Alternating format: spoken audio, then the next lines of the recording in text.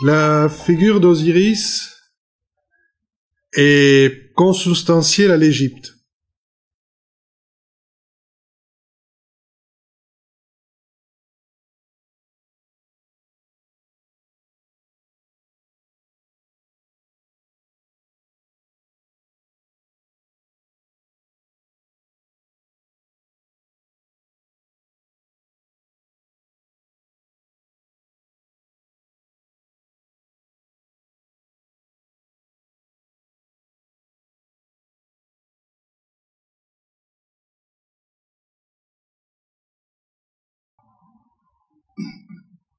Pour un dieu de mort, en apparence, c'est exceptionnel. Et il est peu connu en réalité de l'Occident, parce qu'il est resté toujours comme le juge de mort et une momie éternelle. Mais derrière Osiris se trouve une sagesse importante pour comprendre les mystères des transformations et transmutations de l'univers, mais aussi de la nature humaine. En une heure, il est difficile d'aborder tous les aspects, mais nous allons essayer d'ébaucher quelque chose pour voir si ça pourrait être utile pour nous, humains du XXIe siècle, la sagesse qui est portée par ce mythe vivant qui est Osiris. Donc, comme je fais écrire dans le tableau, Osiris ne s'appelait pas Osiris chez les Grecs, chez les Égyptiens, mais Osir ou Osiris. Il en a en fait plusieurs traductions, mais la plus simple est celui qui est puissant. Il s'écrit en hiéroglyphe, je vous l'écris en bas du mot Osir, avec un œil et un trône, un siège, qui est le trône d'Isis. En fait, il occupe le siège du pouvoir. Il est la puissance du trône. Au départ, Osiris est avant tout le dieu de la transmission du pouvoir royal. Tout le mythe osiriaque que vous avez entendu parler, avec Horus qui est son fils, qu'il a dans l'au-delà avec Isis, ses combats avec une force terrible et difficile à contrôler qui est Seth,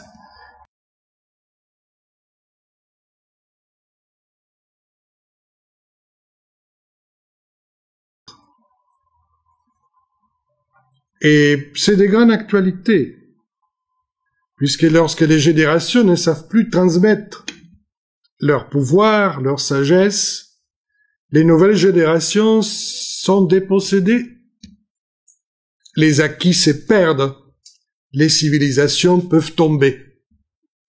Et probablement cette plurimillénaire préoccupation des Égyptiens, au moins déjà au 4e millénaire, d'assurer la transmission d'une génération à une autre, et pas simplement d'un roi à un prince, qui symbolise tout ce jeu-là, explique probablement pourquoi l'Égypte a duré autant de millénaires, malgré les changements dans leur histoire, géographie et autres. C'est donc un être de transmission entre ce qui est visible et invisible. Oui, parce que ce n'est pas n'importe quelle transmission. Un roi est mort, on disait dans l'Ancien Régime, vive le roi. C'est-à-dire, le roi passe à l'invisible, et de l'invisible surgit un nouveau. Le pouvoir d'Osiris, c'est celui de pouvoir transmettre de l'invisible des réalités puissantes qui peuvent transformer, régénérer le monde visible.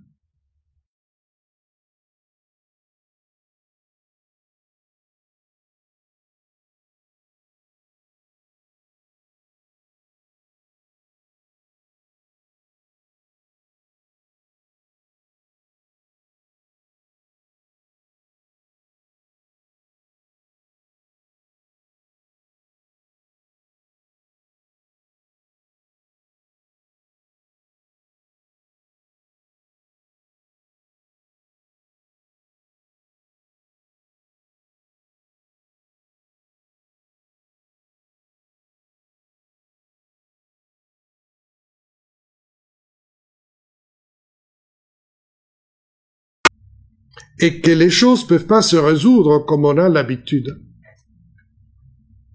On est obligé de...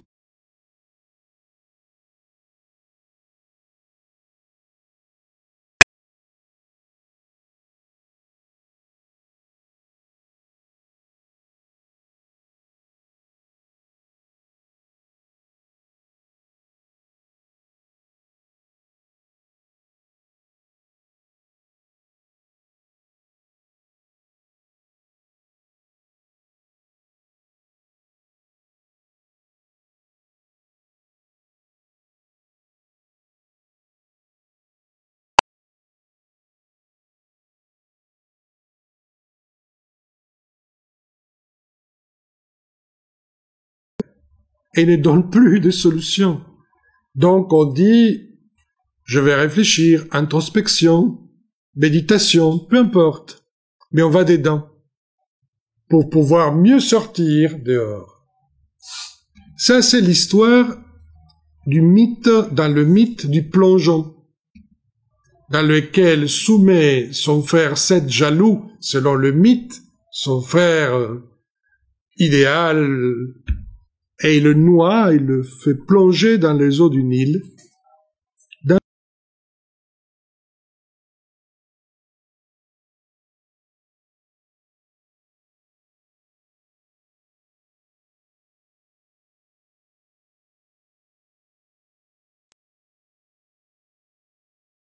Il faut pas avoir peur de ce plongeon. Voilà ce qui nous dit le mythe. Parce que ces plongeons nous enlèvent un peu de...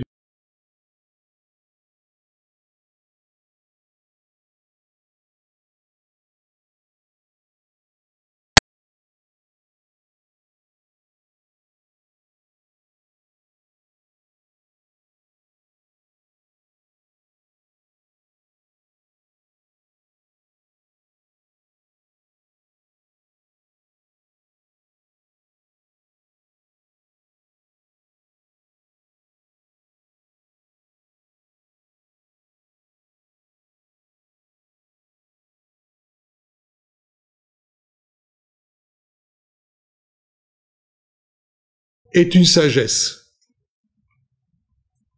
L'œil, vous avez vu que les Égyptiens ont un œil, un symbole djad, qui est un œil de faucon. Cet œil de faucon, qui est pas humain, même si parfois il apparaît dans les visages des momies ou des dieux, représente celui qui peut voir dans le lointain avec acuité. Il n'est pas facile de voir, parce que voir, c'est discerner. Et bon, mais on voit pas toujours. Ce n'est pas clair. Un être qui peut se placer dans le tronc de l'œil, ça veut dire que sa puissance est discernante. Osiris n'est pas un roi meurtrier, c'est pas le roi guerrier, c'est pas un être violent. Il est au contraire le Dieu bon. On l'appelle le Dieu bon. Il est bon et il apporte de bienfaits aux êtres humains. Lesquels?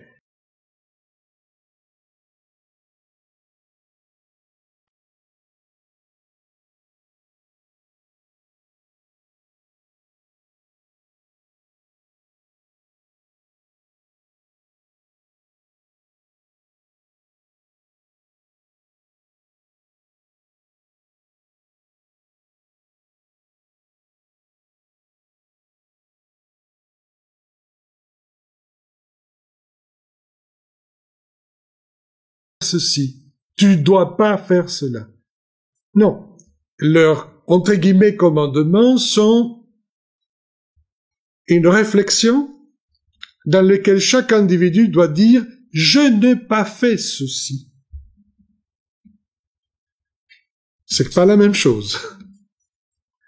Je n'ai pas fait un homicide, je n'ai pas trompé ma femme. Bref, je n'ai pas, ça veut dire j'ai pris la responsabilité par moi-même de ne pas faire ceci. Donc, l'action pour un Égyptien d'ordre moral est un acquis de conscience.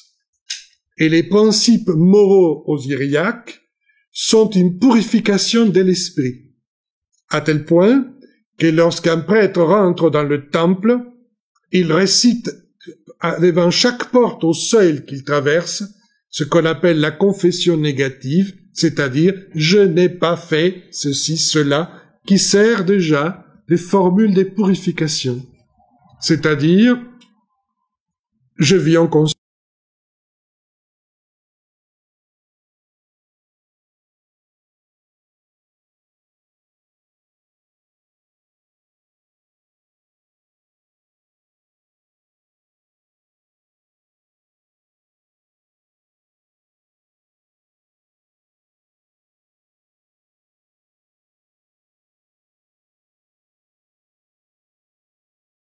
Que tout le monde veut sauvegarder, parce qu'en apparence, il est toujours en équilibre, mais toujours menacé. Et je vais essayer de m'expliquer. Pour les Égyptiens, l'harmonie est la quête fondamentale. Et il la représente dans la posture même d'Osiris, que vous connaissez, puisque vous avez vu ce personnage qui croise les bras sur son plexus. En croisant ses bras, il porte deux instruments, deux outils. Un crochet, qui est en fait un bâton de berger, qui représente les forces de préservation de la vie et de l'attraction.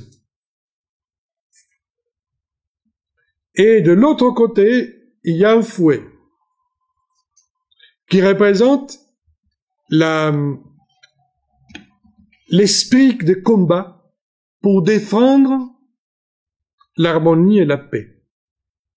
Parce que c'est une paix active. C'est une harmonie.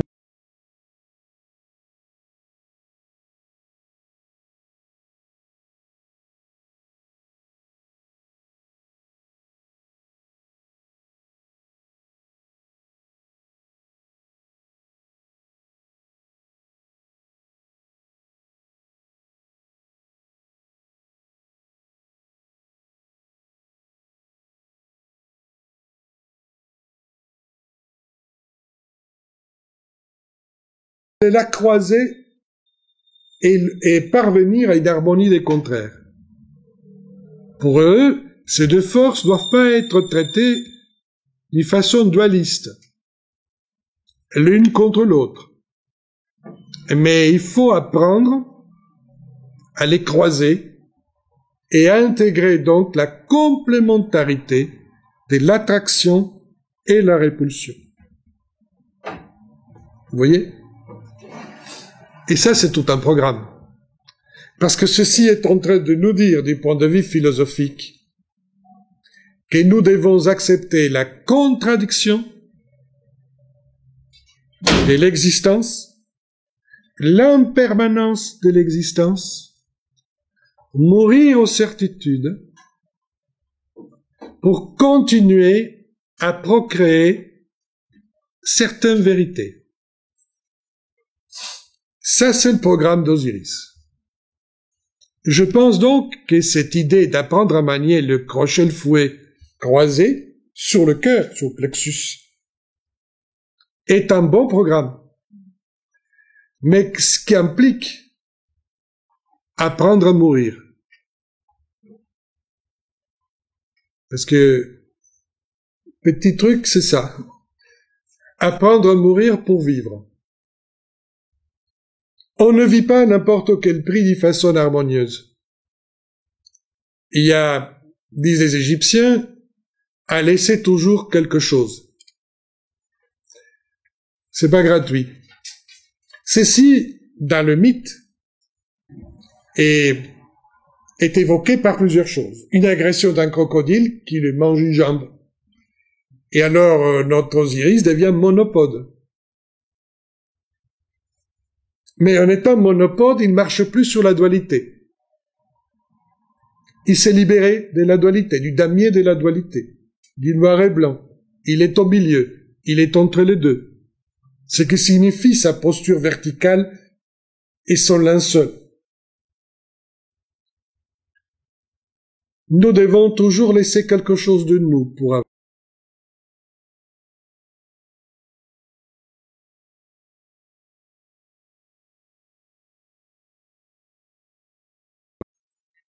Dans toutes les rites initiatiques, il y a toujours des coupures de cheveux, des pertes de quelque chose, qui signifie le sacrifice, le don, et en même temps, le fait qu'il y avait des choses qu'on croyait importantes qui ne l'étaient pas. Notre attachement aux choses est très sévère, et c'est pour ça qu'il nous est difficile de nous en défaire des choses, et c'est comme ça qu'on apprend à mourir et à renaître. C'est un long cheminement d'allègement. Oui.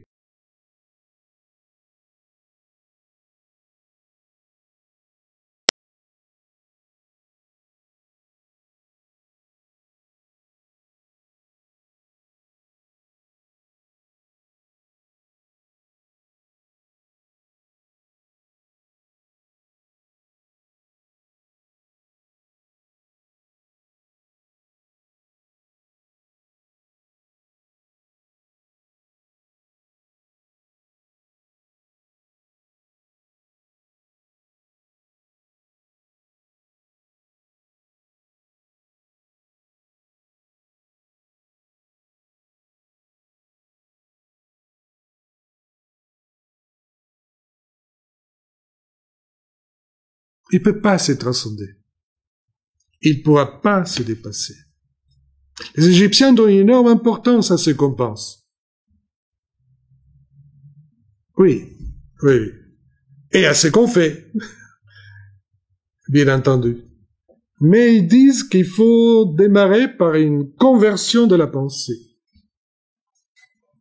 qui produit ensuite une mutation dans les comportements.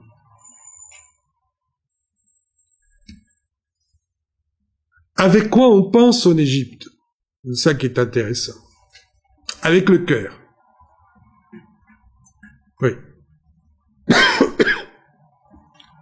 L'expression est très souvent utilisée dans les textes. Apprendre à penser avec son cœur. Et par conséquence, agir avec son cœur. Le cœur, pour les Égyptiens, est la demeure de la conscience, ou de l'identité profonde de quelqu'un. Il y a un rebut, le cœur métaphysique de quelqu'un, pas le cœur muscle. Ils ont deux mots. Un mot pour le muscle, happy, et un mot pour le cœur dont je veux vous parler, qui a les fonctions des mémoires, d'attention, d'imagination. Vous voyez, c'est un drôle de cœur. Et c'est un cœur qui ressent, qui est sensible.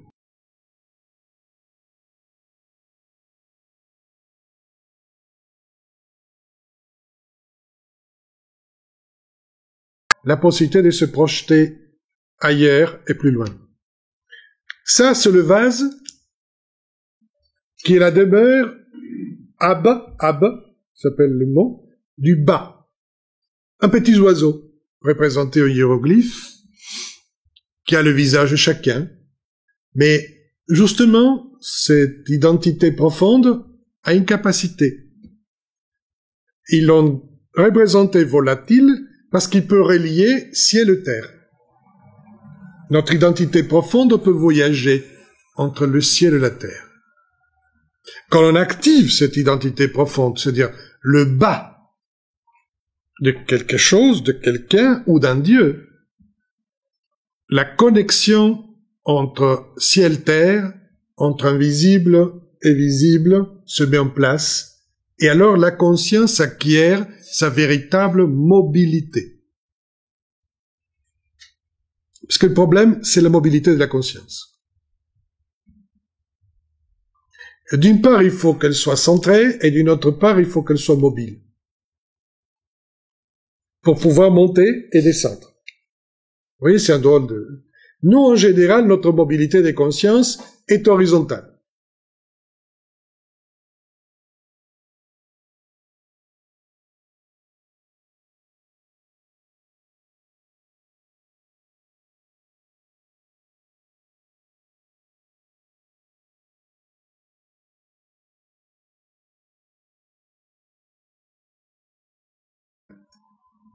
Parce que quand on imagine, on peut créer.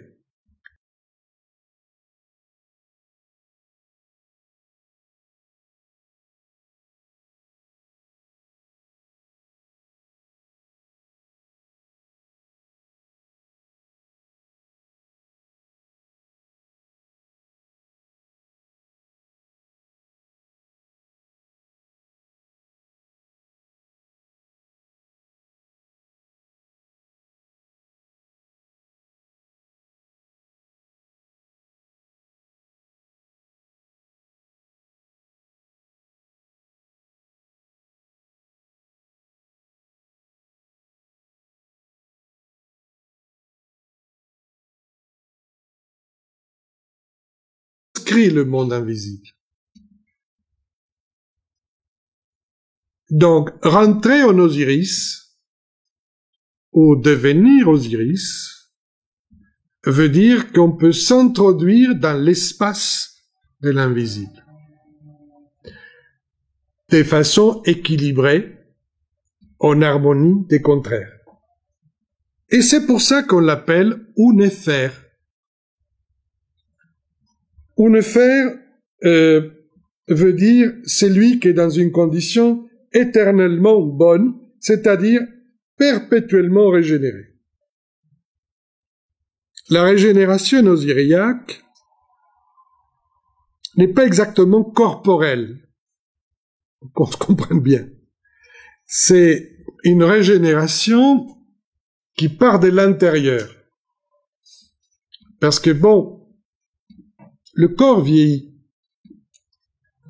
On peut bien sûr toujours freiner un peu, mais à un moment donné, il n'en peut plus. La régénération dont on parle, c'est une régénération perpétuelle des consciences. Pour pouvoir être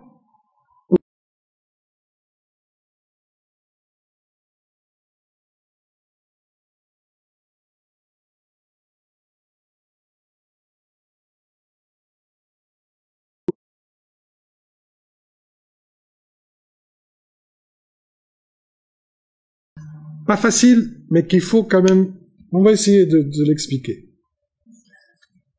J'aime bien le titre qu'ont donné les égyptologues à la fin du XIXe siècle aux différents plans de réalité qui concevaient les Égyptiens par rapport à l'univers, mais aussi par rapport à la constitution de l'homme. Ils les appelaient les 7 âmes d'Osiris. En réalité, c'est pas qu'il y a 7 âmes d'Osiris, mais qu'il y a 7 niveaux de conscience. La plus simple de ce niveau de conscience, c'est la conscience physique. Je pense que il faut commencer par là.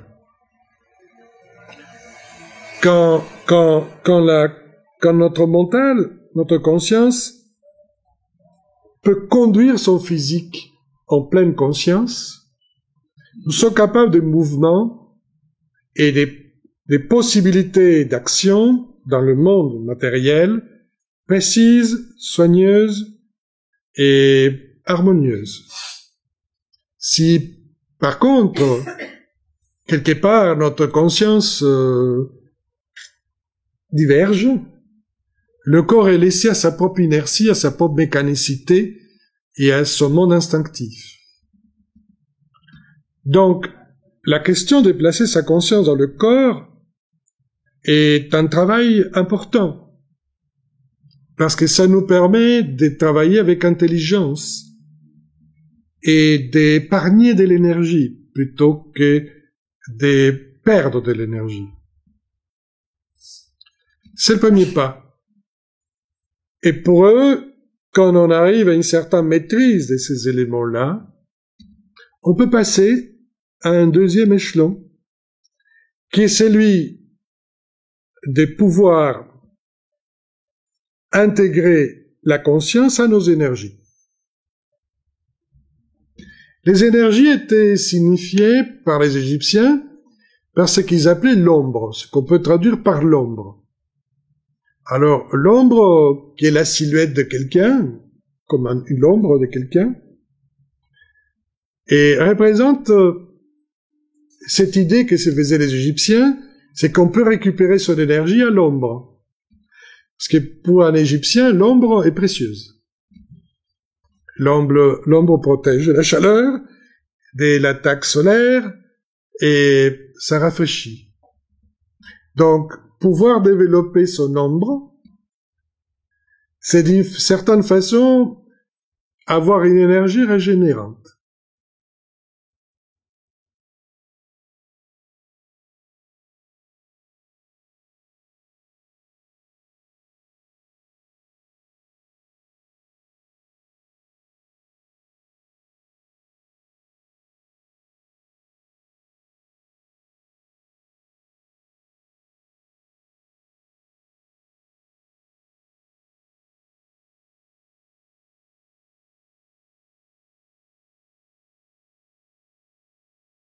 Ou énergético-corporelles, aux énergies génératrices et psychiques qui sont en nous, qui peuvent être source de stabilité, de protection, si on est bien armé, ou des déstabilisations et des déséquilibres. Là se situe un symbole ou un plan qu'on appelle le plan du K. K-A. Kar. Mal traduit par double. Parce que le double énergétique est l'ombre. Le K est une protection et le moule du corps. C'est très intéressant. Les Égyptiens pensent que d'abord on conçut une matrice psychique, mentale, qui va se remplir des matériaux objectifs et qui donnera le corps. Donc, on voit souvent le dieu potier, Khnum, en train de faire deux corps simultanément. Le physique et le K, qui est sa matrice. Si quelque chose ne fonctionne pas dans le physique, c'est que c'est le K qui a un problème. Et le corps le manifeste. Il y a deux façons de faire de la médecine alors pour les Égyptiens. Travailler sur le corps ou sur le K. Quand on ne peut plus travailler sur le K ou que le K ne parvient pas à se connecter correctement avec le robot biologique, on passe son cas. On meurt. C'est comme ça qu'on dit. Il a passé son cas. Il n'y a pas de mot mort en Égypte, dans le sens d'arrêter toute activité. Dans l'Égypte, il y a toujours des passages. Le premier grand passage, c'est avec le cas. Mais on peut aussi utiliser son cas de son vivant. Parce que où passe-t-il le cas? Mais dans le monde de l'au-delà. Donc si le cas est bien composé, il peut entrer en contact avec ce monde invisible charger d'énergie de l'invisible son cas, et donner davantage de potentialité à ce qui est manifesté.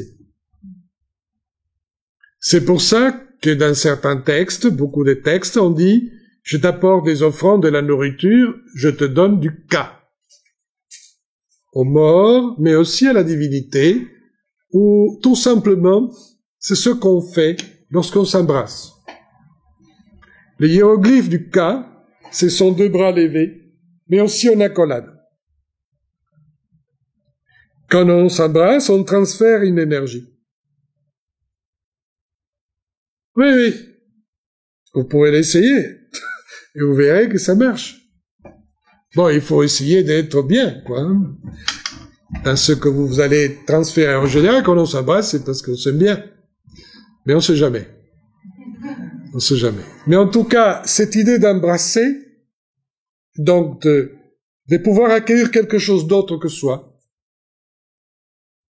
est le grand pas premier pour les transformations. Et ça, nous ne pouvons le faire de notre vivant.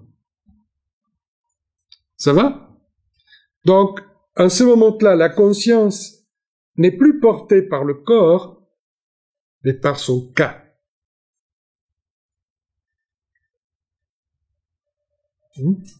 Parce que seul cas, c'est intermédiaire.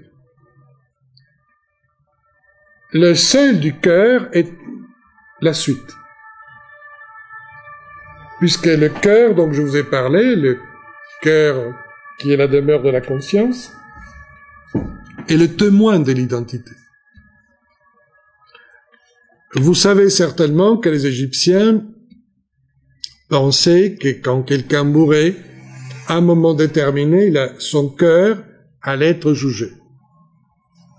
Et on voit la balance, avec d'un côté les hiéroglyphes du cœur métaphysique et pas du cœur physique, du vase qui tient la conscience, et de l'autre, la plume de la justice, de la Mahat.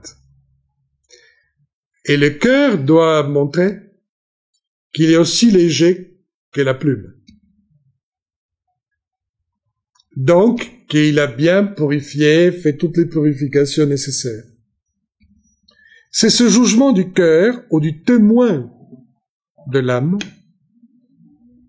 parce que le cœur est celui qui permet d'agir ici. Vous comprenez? Donc c'est lui qui témoigne. Les Égyptiens se méfient de l'intellect séparé du cœur. Donc non, parfois le mental dit à son cœur surtout, sois gentil, dis la vérité. Bon. Si on passe ce jugement, donc on est juste de cœur, Mahakeru, juste de cœur, juste de voix, on peut franchir le seuil pour chercher un destin dans la dimension ou le royaume d'Osiris. Sinon, ça passe pas. On rediscutera, je vous explique. Il y a un jugement pour ça. Le jugement est pour savoir si cet individu peut continuer cette transformation dans l'au-delà jusqu'à arriver à être un être de lumière. Voilà, parce que je vais peut-être oublier de vous dire que tout ceci a comme objectif réintégrer la lumière. Pour les Égyptiens, nous sommes tous lumière. Mais il y a une lumière très solide comme les pierres. Il y a des lumières un peu moins solides comme les plantes. Et ainsi de suite. Tout ce qui existe, c'est de la lumière condensée, au moins condensée. Voilà l'idée qu'ils se font. Par conséquent, la transmutation finale ne peut être autre chose qu'une conscience lumineuse. Donc, même ces jugements, cœur, pouvaient se passer lors de l'initiation dans les temples pour des vivants. Parce qu'il est considéré, cet jugement, ou ces épreuves de jugement, parce qu'il y a beaucoup d'épreuves à passer, comme des gages pour pouvoir officier devant le tabernacle. Parce que tous ne peuvent pas officier devant le tabernacle.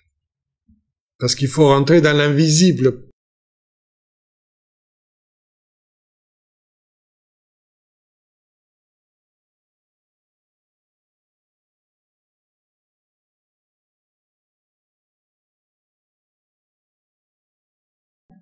En Égypte, pour les vivants.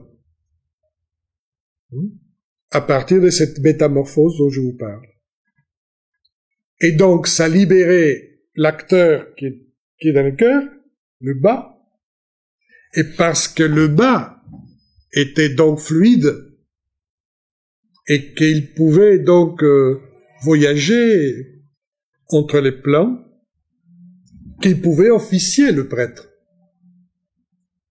Sinon, c'est pas possible, parce que sinon, ce qu'il va faire, c'est que des gestes formels. Vous voyez, donc il se passera rien. Il n'y aura pas de mystère, il n'y aura pas quelque part quelque chose de l'autre côté de l'existence qui vienne nous visiter ici. Donc il n'y aura pas une véritable communion. Voilà l'idée qui se fait. Et c'est la même chose pour un individu.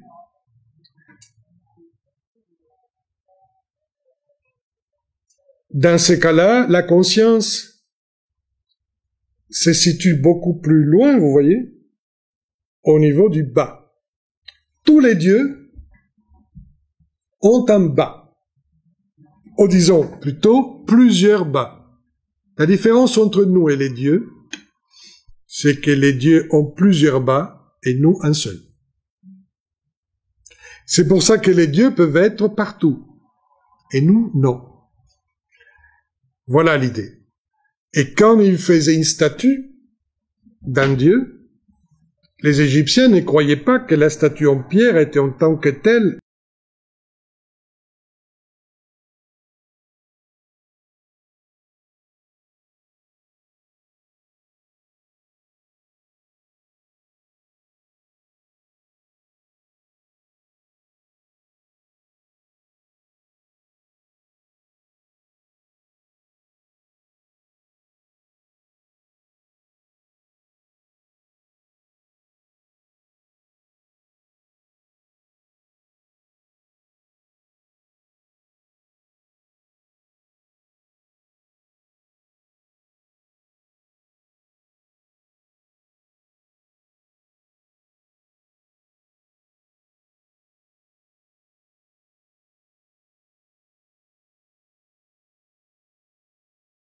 qu'on fait le culte, parce que ces statues font le lien entre l'esprit divin et la réalité humaine. Donc, quelqu'un qui doit s'approcher de la divinité doit avoir activé en lui son petit bas de son vivant.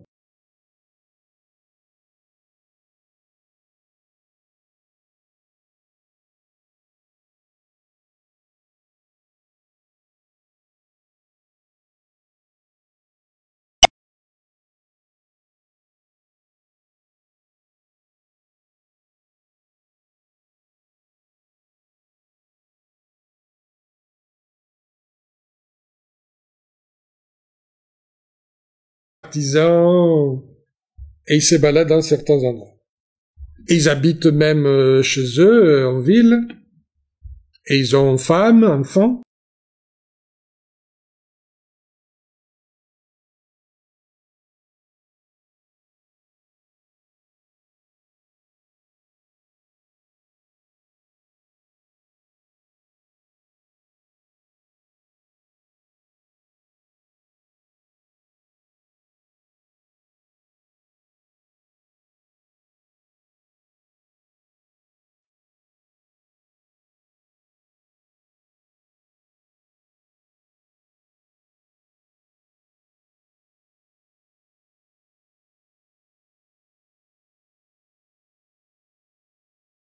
par exemple, de ces prêtres. Ce sont ce prêtre-là qui pouvait entrer à l'intérieur du temple et être proche du culte, si j'ose dire. Ils étaient des gens presque inconnus, très peu connus du public, très peu connus du public. C'est pour ça que je dis que ce sont des conditions de vie un peu monacales, que ce soit plus clair. Pour ça, ils sortaient pas. Et ils quittaient beaucoup de choses terrestres pour être dans ces domaines-là. La transfiguration importante dans la progression de la transubstantation de la conscience dans des substances de plus en plus subtiles. Le bas déjà est le plan de l'intelligence, qui est déjà pas mal.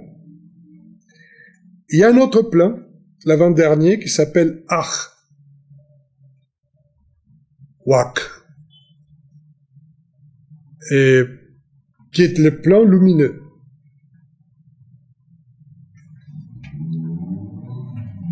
Pour arriver là, il faut que l'individu, et selon eux c'est plus facile à la mort, puisse relier sa conscience physique, le cas et le bas,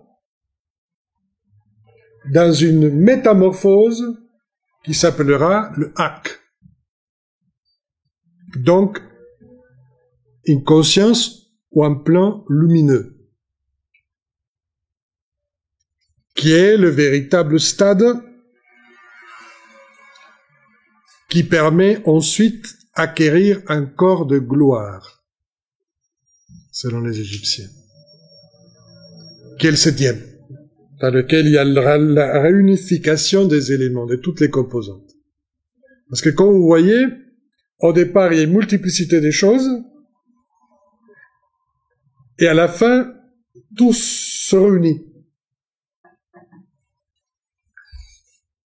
Le Hak, qui permet d'être un Aku, donc un être lumineux, c'est émetteur de lumière.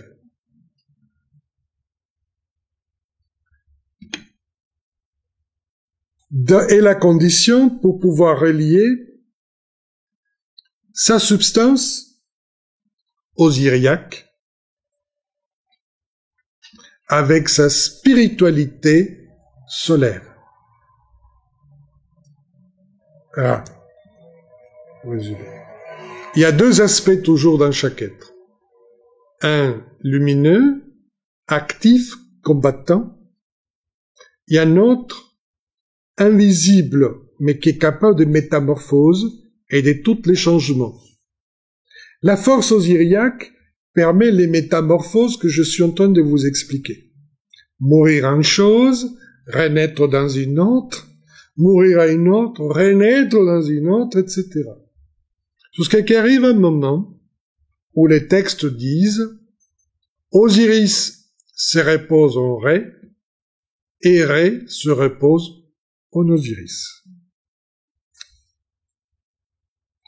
Union de deux, Sahu. Ça s'appelle comme ça, c'est des mots barbares.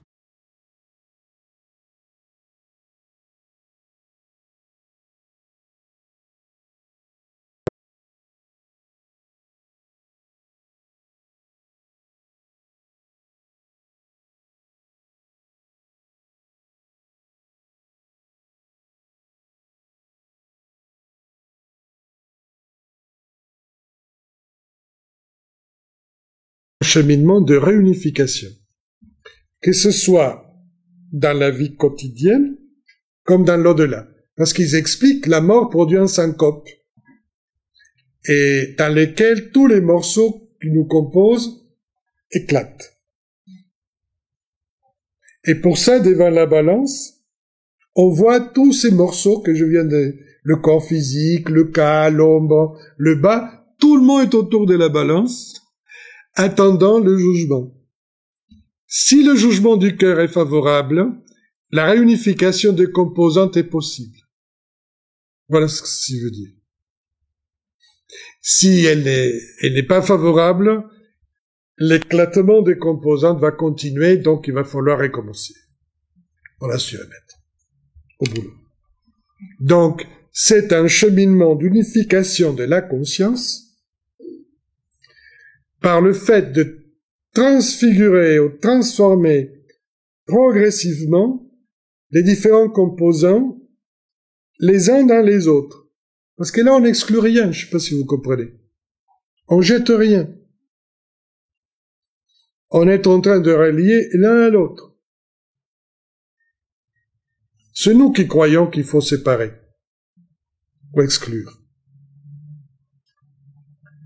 Et ça, c'est une partie du grand cheminement syriaque qui va donner donc cette idée de la stabilité du Dieu bon et non violent.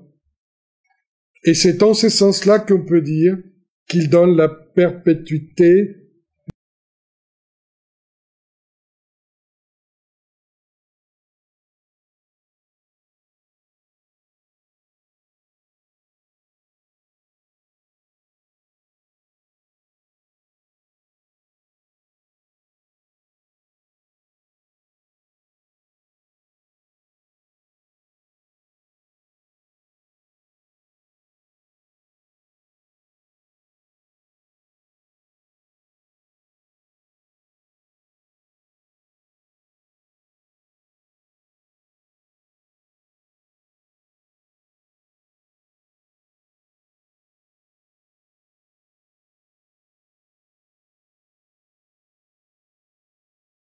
dire qu'il n'y a aucun changement.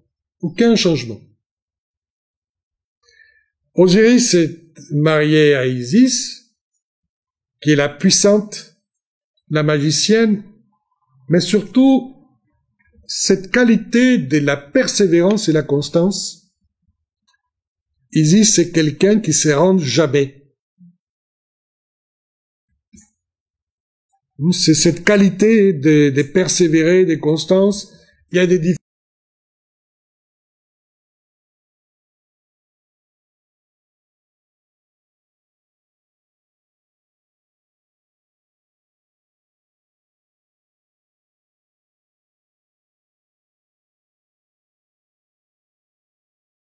le destin de l'univers et décide avec ses acolytes de lui tendre un piège et il lui organise une fête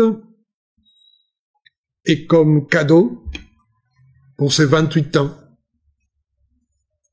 il apporte un coffret de pierres fabuleuses et il dit bon mais celui qui va rentrer exactement dans ce coffret a le coffret. Évidemment, c'est seulement Osiris qui rentre parfaitement. Osiris est un géant. Et il mesure 16 coudées égyptiennes, c'est-à-dire 4 mètres et demi en gros. Nous sommes dans un monde de géants, de grandes puissances. Bon, dès qu'il rentre dedans, les acolytes, clac, ferment la boîte, c'est le premier sarcophage. La boîte de bijoux en bijouterie est le premier sarcophage. Et là, on le jette dans le Nil, en disant il va se noyer, liquidé. Seth peut demander à Atum, le plus ancien des dieux, de reprendre l'héritage d'Osiris.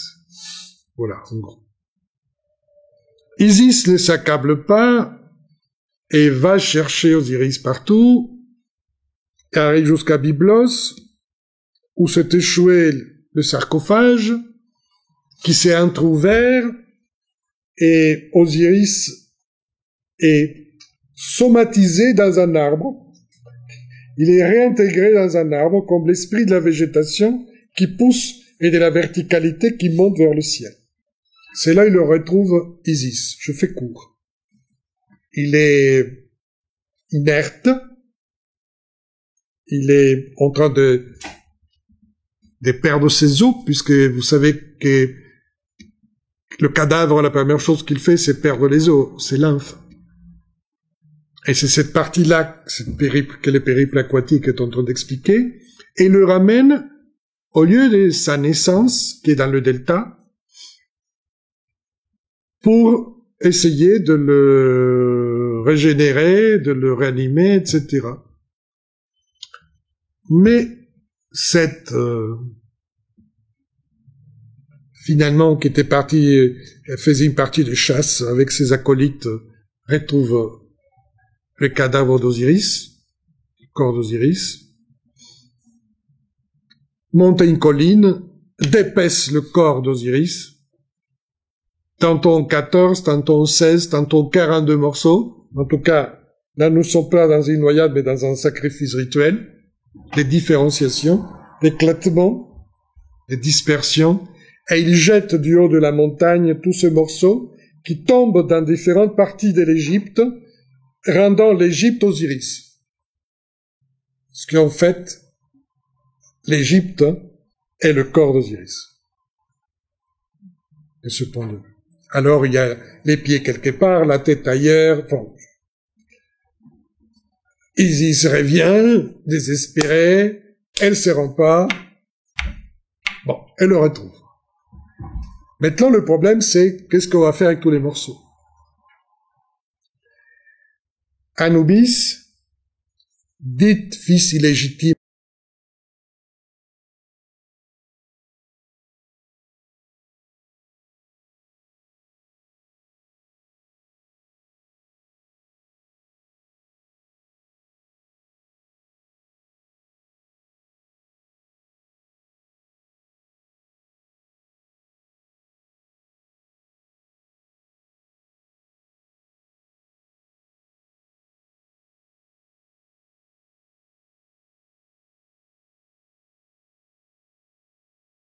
encore dans l'invisible, pour résumer, qui est représenté par la momie.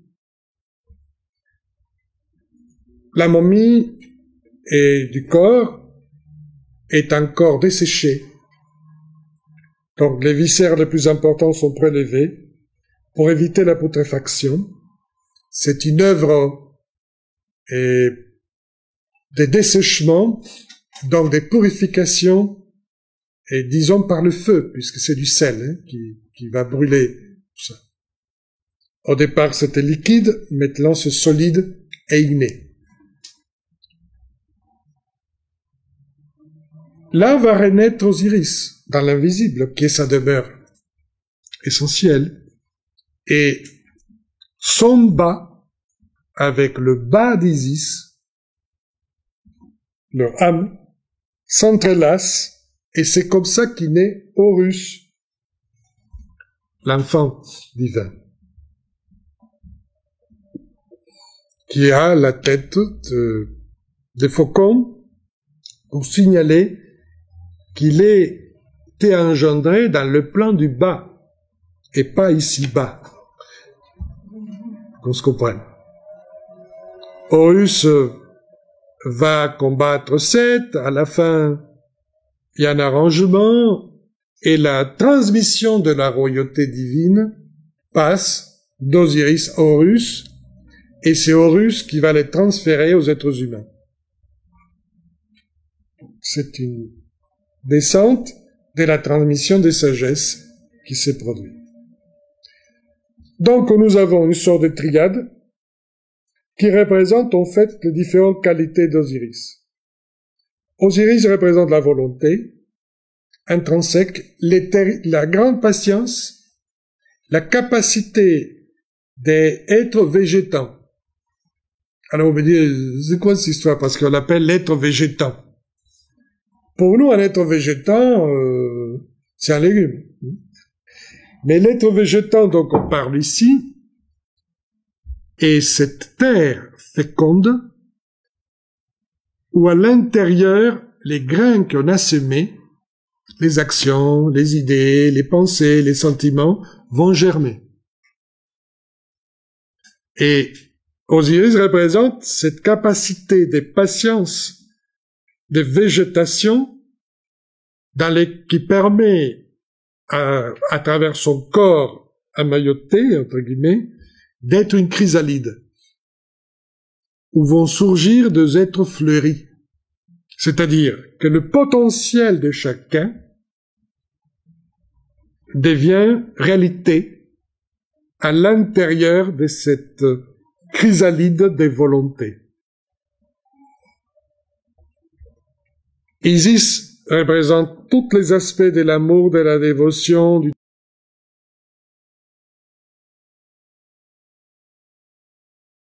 à l'intérieur de s'alimenter d'énergie puissante. C'est pour ça qu'on voit dans les différents rites Isis et Anubis magnétiser le corps embaumé d'Osiris. C'est-à-dire l'apporter de l'énergie amoureuse.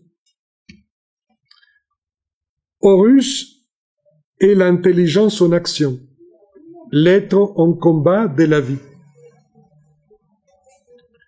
Chaque être humain est pour un Égyptien un Osiris et un Horus. Quand on meurt,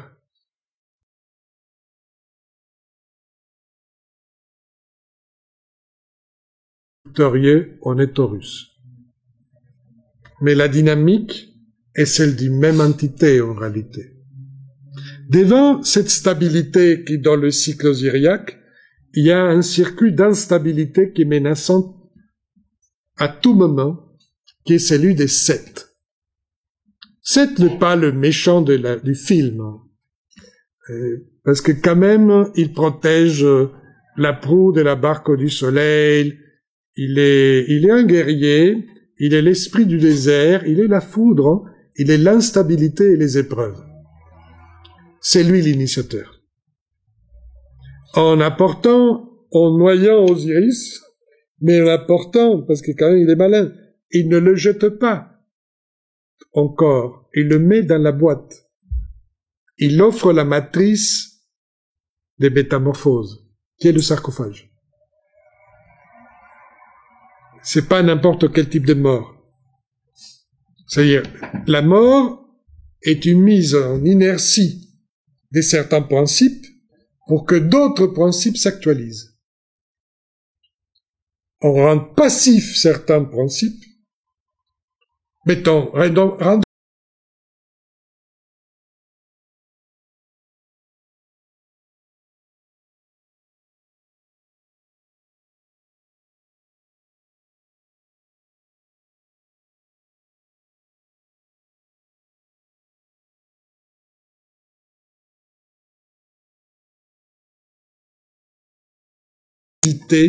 qui est apportée et qui est à atteindre. Donc, on rend passif certains principes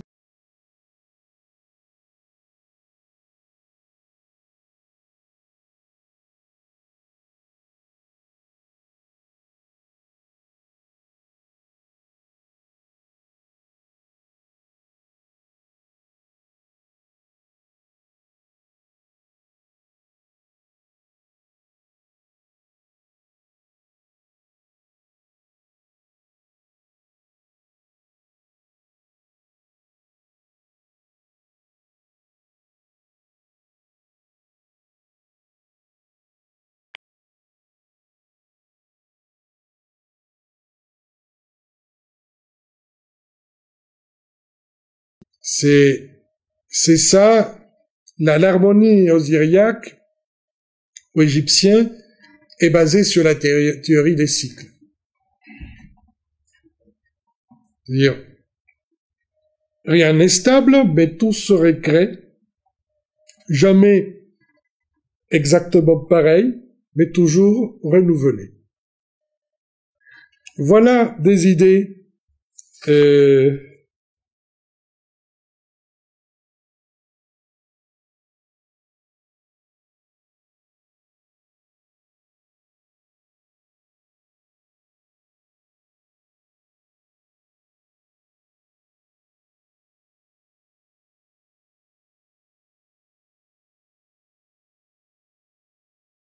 et au niveau de l'invisible, et c'est simplement là qu'il peut procréer, s'unir aux choses. Donc ce sont les 3 étapes.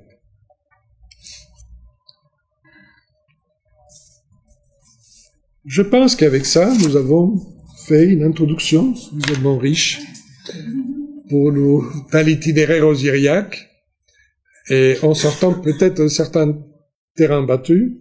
Je vous propose une pause, et nous nous retrouvons, je sais pas, en 20-25 minutes.